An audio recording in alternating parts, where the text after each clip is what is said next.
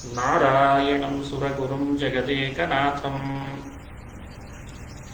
ಭಕ್ತಪ್ರಿಯಂ ಸಕಲಲೋಕನಮಸ್ಕೃತಂ ಚ ತ್ರೈಗುಣ್ಯವರ್ಜಿತಮಜಂ ವಿಭುಮಾದ್ಯಮೀಶಂ ವಂದೇ ಭವಘ್ನಮಮರಾಸುರಸಿದ್ಧವಂದ್ಯಂ. ಶ್ರೀ ಹರಿವಾಯು ಗುರುಗಳ ಚರಣಾರವಿಂದಗಳಲ್ಲಿ ಭಕ್ತಿಪೂರ್ವಕ ಪ್ರಣಾಮಗಳನ್ನು ಅರ್ಪಿಸಿ ಮಹಾಭಾರತ ತಾತ್ಪರ್ಯ ನಿರ್ಣಯದ 26ನೇ ಅಧ್ಯಾಯ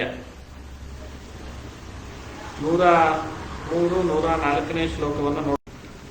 ಪರಸ್ಪರಂ ತೌ ತುರಗಾನ್ನಿಹತ್ಯ ನಿಪಾತ್ಯ ಸೂತೌ ಧನುಷೀ ನಿಕೃತ್ಯ ಸಮೀಯತುಶ್ಚರ್ಮವರಾಸಿಧಾರಿಣೌ ವಿಚಿತ್ರಮಾರ್ಗಾನ್ ಯುಧಿ ದರ್ಶಯಂತೌ.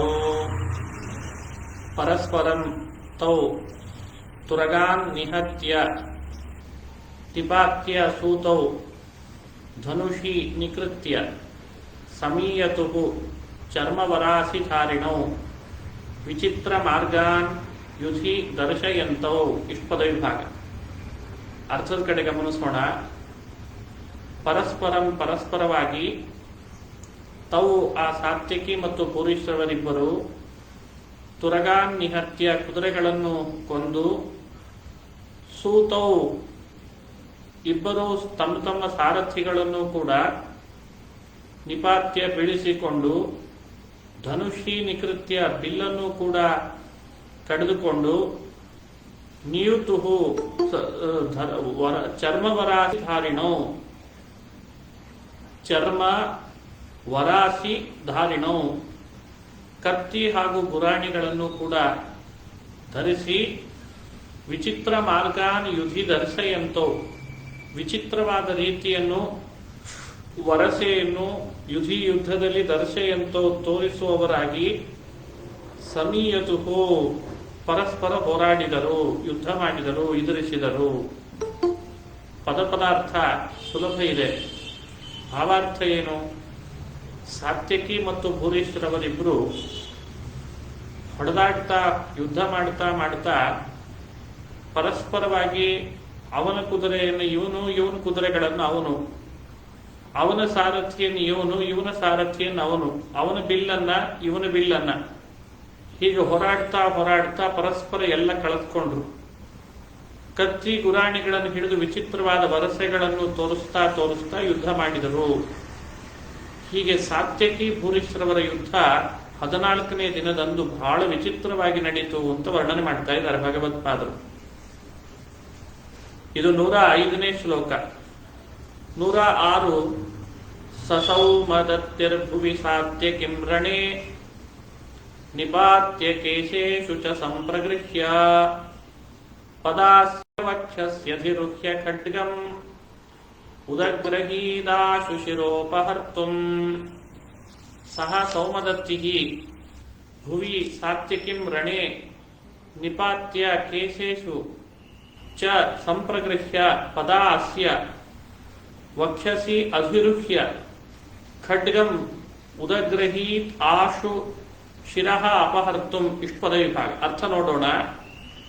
ಸಹ ಸೌಮದತ್ತಿಃ ಆ ಭೂರಿಶ್ರವನು ರಣೇ ಯುದ್ಧದಲ್ಲಿ ಭೂಮಿಯ ಮೇಲೆ ಸಾತ್ಯಕಿಂ ನಿಪಾತ್ಯ ಸಾತ್ಯಕಿಯನ್ನು ಕೆಡವಿ, ಕೇಶೇಷು ಚ ಸಂಪ್ರಗೃಹ್ಯ ಸಾತ್ಯಕಿಯ ತಲೆಗೂದಲನ್ನು ಹಿಡಿದು, ಅಸ್ಯ ಇವನ ವಕ್ಷಸ್ಥಳದ ಮೇಲೆ ಪದ ಅಧಿರುಹ್ಯ ಅವನ ವಕ್ಷಸ್ಥಳದ ಮೇಲೆ ಪಾದವನ್ನು ಇಟ್ಟು, ಅಂದ್ರೆ ಕಾಲನ್ನು ಹೀಗೆ ಮೆಟ್ಟಿ ನಿಂತು, ಖಡ್ಗವನ್ನು ಶಿರಃ ಅಪಹರ್ತುಂ ಆಶು ಉದಗ್ರಹೀತ್ ಅವರ ತಲೆ ಕಡಿಲಿಕ್ಕೋಸ್ಕರ ಕೂಡಲೇನೆ ಖಡ್ಗವನ್ನ ಎತ್ತಿದ.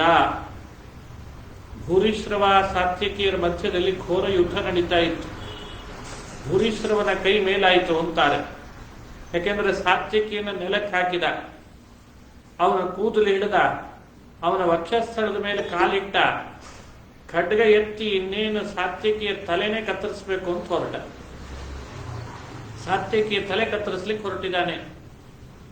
ವಿವರಣೆಯಲ್ಲಿ ಹೇಳ್ತಾರೆ, ಬಹಳ ಯಜ್ಞ ಮಾಡಿದ ಪುಣ್ಯಾತ್ಮ ಭೂರಿಶ್ರವನಿಗೆ ಭೂರಿ ದಕ್ಷಿಣ, ಯಜ್ಞಶೀಲ, ವ್ಯೂಪಕೇತು, ಧೂಮಕೇತು ಅಂತ ಬೇರೆ ಬೇರೆ ಹೆಸರುಗಳಿದ್ದಾವೆ ಅಂತಾರೆ. ಭೂರಿಶ್ರವ ಸಾತ್ಯಕಿಯನ್ನು ಕೆಡವಿ ಒಂದು ಕೈಯಿಂದ ಕೂದಲುಗಳನ್ನು ಹಿಡಿದು ಇನ್ನೊಂದು ಕೈಯಿಂದ ಖಡ್ಗ ಎತ್ತಿ ಅವನ ತಲೆ ಕತ್ತರಿಸಬೇಕು ಅಂತ ಹೊರಟಿದ್ದಾನೆ. ಸಾತ್ಯಕಿ ಅವನ ತೋಳು ಸಮೇತವಾಗಿ ತನ್ನ ತಲೆಯನ್ನು ಗರಗರನೆ ತಿರುಗಿಸ್ತಾ ಖಡ್ಗದ ಏಟನ್ನು ತಪ್ಪಿಸ್ಕೊಳ್ತಾ ಇದ್ದಂತೆ. ಏನಾದ್ರೂ ಮಾಡಿ ತಲೆಗೇಟು ಬಿಡಬಾರದು ಅಂತ ತಪ್ಪಿಸ್ಕೊಳ್ತಾ ಇದ್ದ ಅಂತ ಮಹಾಭಾರತದಲ್ಲಿ ಬಂದಿದೆ. ಅಂತೂ ಭಾರಿ ಪರಾಕ್ರಮ ಮೆರೀತಾನೆ ಭೂರಿಶ್ರವ ಸಾತ್ಯಕಿ ಮೇಲೆ. ಅಷ್ಟು 106ನೇ ಶ್ಲೋಕದಲ್ಲಿ ಕೊಟ್ಟ ವಿವರಣೆ. ತದ್ವಾಸುದೇವಸ್ತು ನಿರೀಕ್ಷ್ಯ ವಿಶ್ವತಃ ಚಕ್ಷುರ್ಜಗಾದಾಶು ಧನಂಜಯಂ ರಣೇ ತ್ರಾಯಸ್ವ ಸೈನೇಯಮಿತಿ ಸ್ವಸೋಪಿ ಭಲ್ಲೇನ ಚಿಚ್ಛೇದ ಭುಜಂ ಪರಸ್ಯ. ಇದು ಕೃಷ್ಣ ಸಾತ್ಯಕಿಯನ್ನು ಹೇಗೆ ಬದುಕಿಸಿದ ಅಂತನ್ಲಿಕ್ಕೆ ನೋಡಿ. ಅರ್ಜುನ ಗುರು ಸಾತ್ಯಕಿಗೆ, ಭೂರಿಶ್ರವ ಇನ್ನೇನು ತಲೆ ಕತ್ತರಿಸೇ ಬಿಡ್ತಾನೆ ಅನ್ನೋಷ್ಟರಲ್ಲಿ ವಿಶ್ವತಶ್ಚಕ್ಷು ಎನಿಸಿದ ಕೃಷ್ಣ ಅವನನ್ನು ಬದುಕಿಸಿದ ಅಂತಾರೆ. ತತ್ ವಾಸುದೇವ ತು ನಿರೀಕ್ಷ್ಯ ವಿಶ್ವತಶ್ಚಕ್ಷು, ಸಮಸ್ತ ಪದ ವಿಶ್ವತಶ್ಚಕ್ಷು ಜಗಾದ ಆಶು ಧನಂಜಯಂ ರಣೇ ತ್ರಾಯಸ್ವ ಶೈನೇಯಂ ಇತಿ ಸ್ಮ ಸಹ ಅಪಿ ಭಲ್ಲೇನ ಚಿಚ್ಛೇದ ಭುಜಂ ಪರಸ್ಯ. ಪದವಿಭಾಗ ಆಯಿತು. ಅರ್ಥದ ಕಡೆ ಗಮನಿಸೋಣ. ವಾಸುದೇವಸ್ತು ಶ್ರೀಕೃಷ್ಣ ಪರಮಾತ್ಮನಾದರೂ ವಿಶ್ವತಶ್ಚಕ್ಷು, ವೇದದಲ್ಲಿ ವಿಶ್ವತಶ್ಚಕ್ಷು ಅಂತ ಪರಮಾತ್ಮನನ್ನು ಕರೆದಿದೆ. ಎಲ್ಲೆಡೆಯಲ್ಲೂ ನೋಡುವವ, ಎಲ್ಲೆಡೆ ಕಣ್ಣಿರುವವ. ಆದ್ದರಿಂದ ತತ ನಿರೀಕ್ಷ್ಯ, ಆ ಸಾತ್ಯಕಿಯ ಸ್ಥಿತಿಯನ್ನು ಕಂಡು ಆಶು ಕೂಡಲೇ ಧನಂಜಯಂ ಅರ್ಜುನನನ್ನು ಕುರಿತು ಜಗಾದ ಹೀಗೆ ಹೇಳಿದ. ಶೈನೇಯಂ ತ್ರಾಯಸ್ವ, ಸಾತ್ಯಕಿಯನ್ನು ಬದುಕಿಸು. ತ್ರಾಯಸ್ವ ಅಂದ್ರೆ ಬದುಕಿಸು ಅಂತ ಅರ್ಥ. ಸಾತ್ಯಕಿಯನ್ನು ಬದುಕಿಸು ಇತಿ ಹೀಗೆ. ಸೋಪಿ ಅರ್ಜುನನಾದರೂ ಭಲ್ಲೇನ, ಭಲ್ಲ ಅಂತ ಒಂದು ಆಯುಧ ವಿಶೇಷ, ಅದರಿಂದ ಪರಸ್ಯ ಭುಜಂ ಚಿಚ್ಛೇದ, ಶತ್ರುಪಕ್ಷದ ಭೂರಿಶ್ರವನ ಭುಜವನ್ನು ಛೇದಿಸಿದ. ಕೃಷ್ಣ ವಿಶ್ವತಶ್ಚಕ್ಷು, ವಿಶ್ವತಶ್ಚಕ್ಷುರುತ ವಿಶ್ವತೋ ಮುಖೋ ವಿಶ್ವತೋ ಬಾಹುರುತ ಅಂತ ವೇದದಲ್ಲಿ ಪರಮಾತ್ಮನನ್ನು ವಿಶ್ವತಶ್ಚಕ್ಷು ಅಂತ ಕರೀತದೆ. ಅಂದ್ರೆ ಅವನ ಕಣ್ಣು ಎಲ್ಲೆಡೆಯಲ್ಲೂ ಇದೆ, ಎಲ್ಲರನ್ನೂ ನೋಡಬಲ್ಲ. ಆ ವಿಶೇಷಣವನ್ನು ಭಗವತ್ಪಾದರು ಕೃಷ್ಣನಿಗೆ ಕೊಟ್ಟಿದ್ದಾರೆ, ಅವನ ಸ್ವರೂಪ ಹೇಗಿದೆ ಅಂತ ತಿಳಿಸ್ಲಿಕ್ಕೆ. ಹೀಗೆ ಮಾಡಿ ಆಮೇಲೆ ಪರಮಾತ್ಮ ಆ ಸಂದರ್ಭದೊಳಗೆ ಅರ್ಜುನನಿಗೆ ಹೇಳಿದಂತೆ ಇನ್ನೇನು ಸತ್ತೇ ಹೋಗ್ತಾನೆ ಸಾತ್ಯಕಿ ಅಂತಾದಾಗ ಏನ್ ಹೇಳಿದ ಅಂದ್ರೆ, ಯುದ್ಧದಲ್ಲಿ ಸಾತ್ಯಕಿ ಸಾಯ್ತಿದ್ದಾನೆ, ಅವನನ್ನು ರಕ್ಷಣೆ ಮಾಡು ಅಂತ. ಕೂಡಲೇ ಭಲ್ಲ ಅನ್ನೋ ಆಯುಧದಿಂದ ಅರ್ಜುನ ಈ ಭೂರಿಶ್ರವನ ಭುಜಗಳನ್ನು ಕತ್ತರಿಸಿದ್ದಂತೆ. ಇಷ್ಟು 107ನೇ ಶ್ಲೋಕದ ಭಾವಾರ್ಥ. ವಿವರಣೆಯಲ್ಲಿ 3 ಯೋಜನ ದೂರದಲ್ಲಿ ಅರ್ಜುನನಿಗೆ ಸಾರಥ್ಯ ಮಾಡ್ತಾ ಇದ್ದ ಶ್ರೀಕೃಷ್ಣ ಸಾತ್ಯಕಿಗೆ ಆದ ಪರಾಭವವನ್ನ ಹೇಗ್ ಕಂಡ ಅಂತಂದ್ರೆ ವಿಶ್ವತಶ್ಚಕ್ಷು ಆದ್ದರಿಂದ ಕಂಡ ಅಂತಾರೆ. ವಿಶ್ವತಶ್ಚಕ್ಷುರುತ ವಿಶ್ವತೋ ಮುಖ ಅಂತ ಶ್ರುತಿ ಹೇಳಿದೆ ಅಲ್ವೇ, ಅದಕ್ಕೆ.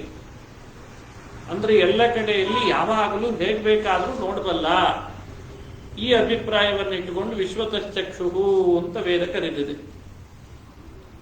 ಆದ್ದರಿಂದ ಅರ್ಜುನನಿಗೆ ಹೇಳ್ತಾನೆ, ಸಾತ್ವಿಕಿಯ ಬಳಿಗೆ ರಥ ನಡೆಸಿದ ಅರ್ಜುನ ದೂರದಿಂದಲೇ ಸಾತ್ವಿಕಿಯ ಸ್ಥಿತಿಯನ್ನು ಕಂಡು ಉದ್ವೇಗ ಪಡುವುದಕ್ಕಿಂತ ಹೆಚ್ಚು ಭೂರಿಶ್ರವನ ಪರಾಕ್ರಮಕ್ಕೆ ಮೆಚ್ಚಿದ್ನಂತೆ. ಆಮೇಲೆ ನನ್ನ ಶಿಷ್ಯ ನನಗಾಗಿ ಯುದ್ಧ ಮಾಡುತ್ತಾ ಅಪಾಯ ಸ್ಥಿತಿಯಲ್ಲಿದ್ದಾನಲ್ಲ ಅಂತ, ಇನ್ನೊಬ್ಬರು ಯುದ್ಧ ಮಾಡುವಾಗ ಒಬ್ಬರ ಜೊತೆಯಲ್ಲಿ ಮತ್ತೊಬ್ಬರು ತಲೆ ಹಾಕಬಾರದು. ಆದರೆ ಇದು ಧರ್ಮವೋ ಅಧರ್ಮವೋ, ಭೂರಿಶ್ರವನನ್ನ ಶಿಷ್ಯನಿಗೋಸ್ಕರ ಹೊಡಿಬೇಕಲ್ಲ, ಹೊಡೆದು ಬಿಡ್ತೇನೆ ಅಂತ ಹೊಡೆದ. ಹೀಗೆ ಹೇಳ್ತಾ ಕೈಯಲ್ಲಿ ಒಂದು ಭಲ್ಲ ಅನ್ನೋ ಆಯುಧದಿಂದ ಎಸೆದಂತೆ ಭೂರಿಶ್ರವನ ಕೈಗೆ ಭೂರಿಶ್ರವನ 2 ಭುಜಗಳು ಕತ್ತರಿಸ್ತಾರೆ. ಇದು 107ನೇ ಶ್ಲೋಕದಿಂದ ತಿಳಿಬೇಕಾದ ಭಾವಾರ್ಥ. ಹೀಗೆ 108ನೇ ಶ್ಲೋಕ ಮುಂದುವರೆದು ಅವನ ಬಾಹುಗಳು ಯಾವಾಗ ಅರ್ಜುನನ ಭಲ್ಲಾಯುಧದಿಂದ ಕತ್ತರಿಸಿ ಕೆಳಗೆ ಬಿತ್ತೋ ಮುಂದೆ ಏನು ನಡೀತು ಅಂತ ಹೇಳ್ತಾರೆ. ಅದು 108. ಅದನ್ನು ಮತ್ತೆ ನಾಳೆ ಮುಂದುವರಿಸೋಣ. ಇವತ್ತು ಕೂಡ ಸ್ವಲ್ಪ ಇಂಟರ್ನೆಟ್ ಸ್ವಲ್ಪ ಪ್ರಾಬ್ಲಮ್ ಆಯಿತು. ಹಾಗಾಗಿ ನಾಳೆ ಸರಿಯಾಗಿ ಮತ್ತೆ ಮುಂದುವರಿಸೋಣ ಅಂತ ಹೇಳ್ತಾ ಶ್ರೀಕೃಷ್ಣ ಅರ್ಪಣಮಸ್ತು. ಹರಯೇ ನಮಃ. ಆಚಾರ್ಯ ಹರೇ